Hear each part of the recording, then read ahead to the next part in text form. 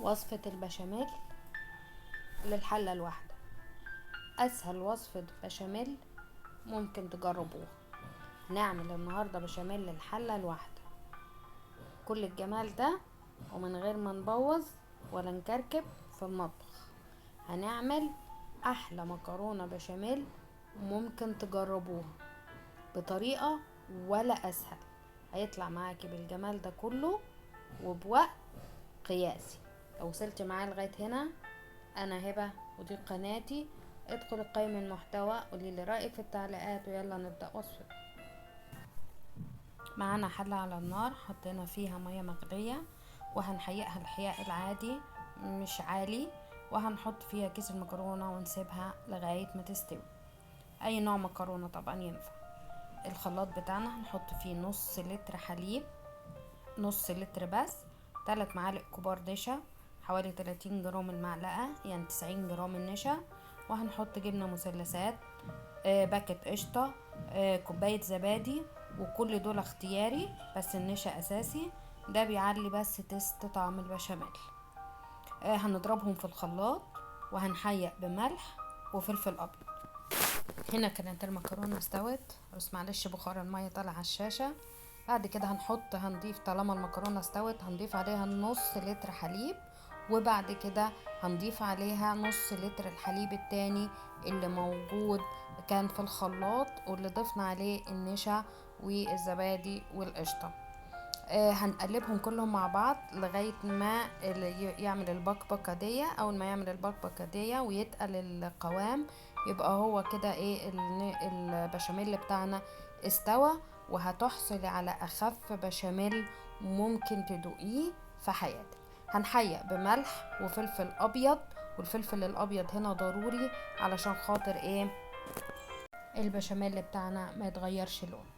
هنعمل الخط ده في الاسباتيولا، واول ما يفتح كده يبقى هو ده القوام المظبوط للبشاميل بتاعنا.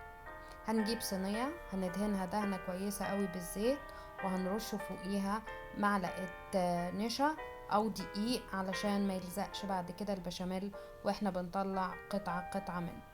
هنضيف عليه كل البشاميل، المكرونة بالبشاميل اللي احنا عملناها في الحلة. انا بضيف الكمية كلها في الصينية، مش بحطها على جزئين. هنيجي هنا نعمل الحشو. سيبنا المكرونة تهدى عشان تشد النشا مع المكرونة في الصينية. هنا جبنا الطاسة، حطينا فيها معلقة كبيرة سمنة، بصلاية كبيرة شوحناهم، وبعدين ضفنا عليهم شرايح الفراخ، ممكن تبقى لحمة مفرومة. الحشو ده حسب اختيارك. ممكن كمان تضيف عليه فلفل الوان، فلفل اخضر، برضو ده حسب ذوقك. بنحط الحشوة فوق البشاميل، فوق صينية البشاميل اللي احنا عملناها طبقة واحدة. انا بحبها طبقة واحدة، بتطلع منتهى الجمال والحشوة باينة والمكرونة والبشاميل باين، بيبقى روعة.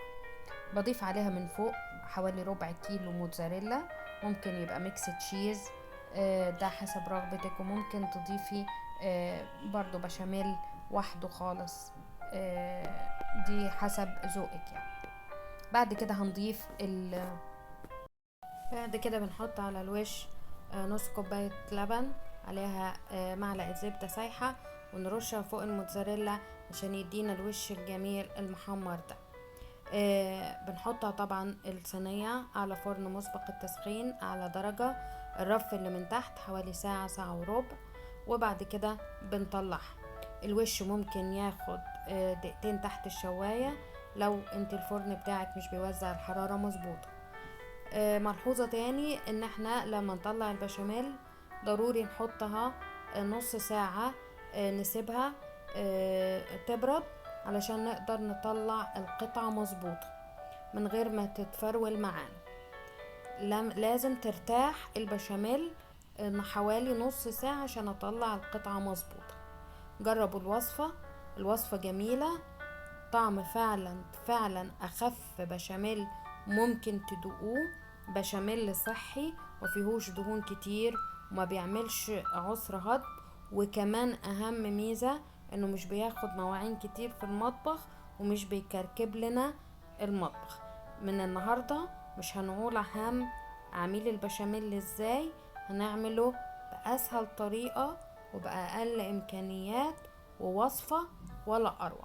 لو وصلت معاه لغاية هنا ما تنسيش اللايك والشير والسبسكرايب، واشوفكم في فيديو جديد. باي باي.